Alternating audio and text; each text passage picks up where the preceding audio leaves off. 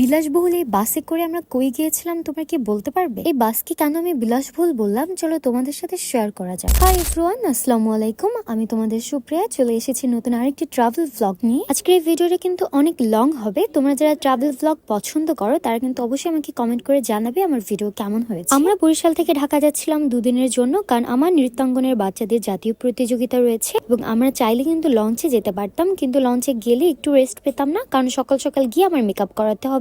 তাই হঠাৎ করে ডিসাইড করে আমরা বাসে করে যাব। অ্যান্ড বাস মানে আমাদের কাছে হচ্ছে সোহাগ, কারণ বর্তমানে আধুনিক এবং বিলাসবহুল গাড়িদের মধ্যে কিন্তু সোহাগ অন্যতম একটি জায়গায় রয়েছে। আপনারা যারা সোহাগে ভ্রমণ করেছেন আমি কিন্তু শিওর আপনারা কিন্তু এই গাড়ি ছাড়া কখনো অন্য গাড়িতে উঠতে পারবেন না। ইভেন আমরাও কিন্তু সেম, আমরা লঞ্চ ছাড়া যতবার গিয়েছি সোহাগে করে গিয়েছি ঢাকায়। যেহেতু এটা কোনো লোকাল বাস নয় সেহেতু আপনার ভ্রমণকালে কোনো ধরনের কোনো প্রবলেম হবে না।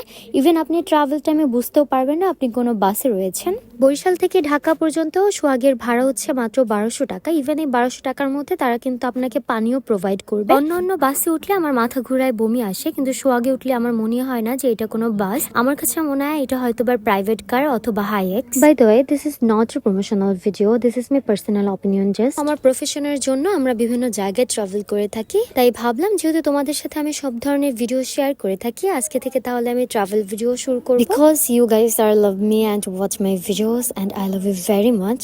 That's why I will always make videos to strengthen my relationship with you guys. এবং বরাবরের মতোই কিন্তু আমি গাড়িতে উঠে একটা সুন্দর ঘুম দিয়ে দেই। আমি কোথাও ট্রাভেল করব আর ঘুমাবো না, এটা কোনোভাবেই সম্ভব নয়। ঘুমিয়ে কিন্তু আমি আমার ফেস একদমই ফুলিয়ে ফেলেছি। সানি যদি আমাকে না তুলতো তাহলে কিন্তু আমি সোজা ঢাকা গিয়ে ঘুম ভাঙতো, কারণ একটু পরে আমাদেরকে ব্রেক দিবে এবং এই ব্রেকের ফাঁকে আমরা কিছু খেয়ে নিব। ঢাকা বরিশালের এই হাইওয়েতে তারা কিন্তু অলওয়েজ এই রেস্টুরেন্টের এখানেই ব্রেক দেয়। ইভেন এই রেস্টুরেন্টটাও কিন্তু একদমই খারাপ নয়, বেশ ভালো। যেহেতু আমরা 2টার দিকে রওনা দিয়েছিলাম সেহেতু আমরা সবাই দুপুরে খাওয়া দাওয়া করে বের হয়েছি, তাই এখানে এসে হালকা পাতলা কিছু খেয়ে নিচ্ছিলাম। এখানে যেহেতু আমরা অলওয়েজ আসি সেহেতু আমার কাছে মনে হচ্ছিল আইসক্রিমটা হয়তো বা নতুন দিয়েছে, কারণ এর আগে আমি কখনো দেখিনি। এন্ড এই সফটি আইসক্রিমটা অনেক বেশি মজা ছিল, কিন্তু এটার না একটাই প্রবলেম, এটা খাবার আগে না গলে যায়। একটু যে সময় নিয়ে মজা করে খাবো তার কিন্তু একদমই ওয়ে নেই। আমি অলরেডি 2-3টা টিস্যু নষ্ট করে ফেলেছি। এখানে সানিরও সেম প্রবলেম, অনেক বেশি ঠান্ডা এবং তাড়াতাড়ি গলে যাচ্ছিল। ইভেন এখানে অনেক রকমের আচার ছিল, এই আচার আগেও ছিল, আমি অনেকবার খেয়েছি। এখানে আচারগুলো বেশ মজার হয়। 20 মিনিট ব্রেক শেষে আমরা আবারও বাসে উঠে পড়ি। এখনো ঢাকা যেতে 1.5 ঘন্টার মতো ওয়েট করতে হবে আমাদের। বাসে উঠেই কিন্তু এবার সানি ঘুমিয়ে পড়েছে। ওর এত শান্তির ঘুম দেখে ওকে আমার একদমই ডিস্টার্ব করতে মন চায়নি। আর এখানে মুরাদ মামাকে দেখা, মুরাদ মামা গালে হাত দিয়ে একদম জানলার দিকে তাকিয়েছিল। আসলে মামার ওইখানটা থেকে না একদম সুন্দর লাগছিল প্রকৃতি দেখতে। পদ্মা সেতুর উপর থেকে না সবকিছু দেখতে বেশ ভালোই লাগে। ইভেন এই পদ্মা সেতুর আগে যে ভাঙার, এগুলো দেখলে মনে হয় না এটা আমাদের বাংলাদেশের কোনো জায়গা।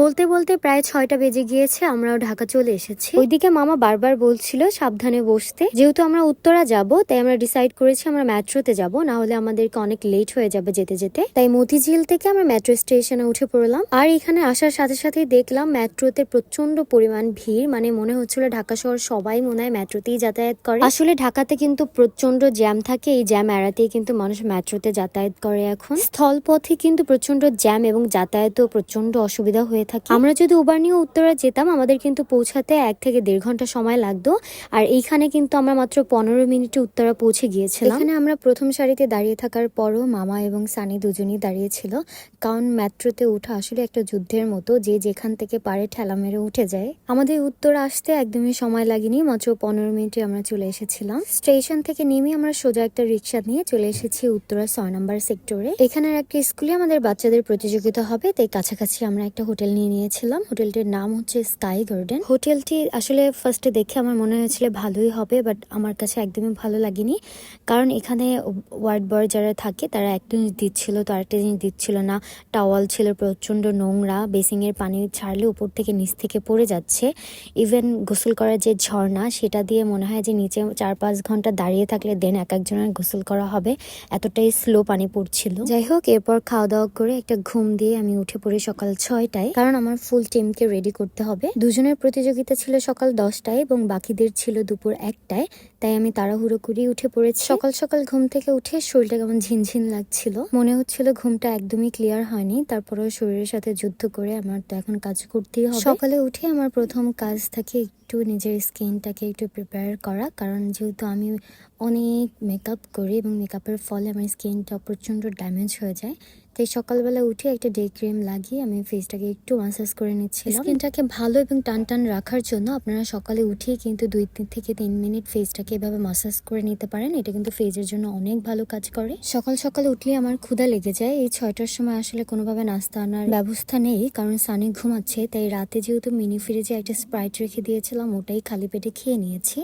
এরপর আমি আমার মেকআপ গুলাকে গুছিয়ে নিচ্ছিলাম, কারণ বাচ্চারা এখনই চলে আসবে। এরপর আমি সেইভাবে কোনো ক্লিপ নিতে পারিনি, কারণ সবাইকে যত সময় রেডি করে আমার স্পটে পাঠাতে হবে। এখানে আমি সীমন্তিনীকে রেডি করছিলাম, আর বাচ্চাটার চেহারা দিকে তাকালে মনে হচ্ছিল বাচ্চাটার চোখ থেকে এখনো ঘুম কাটেনি। নৃত্যাঙ্গনের প্রত্যেকটা বাচ্চাই কিন্তু নাচের ব্যাপারে প্রচন্ড কষ্ট করে, এবং এই কষ্টের জন্যই কিন্তু ওরা বিভিন্ন প্রতিযোগিতা অংশগ্রহণ করে জাতীয় পুরস্কার অর্জন করে। আমরা কিন্তু চ্যাম্পিয়ন, ফার্স্ট, সেকেন্ড, থার্ড সবগুলো পুরস্কারই অর্জন করেছি। এই ছিল আমার হোল ভিডিও। নেক্সট ভিডিও থাকবে উত্তরা দিয়াবাড়ি নিয়ে। ততদিন তোমরা ভালো থেকো, সুস্থ থেকো। আল্লাহ হাফিজ।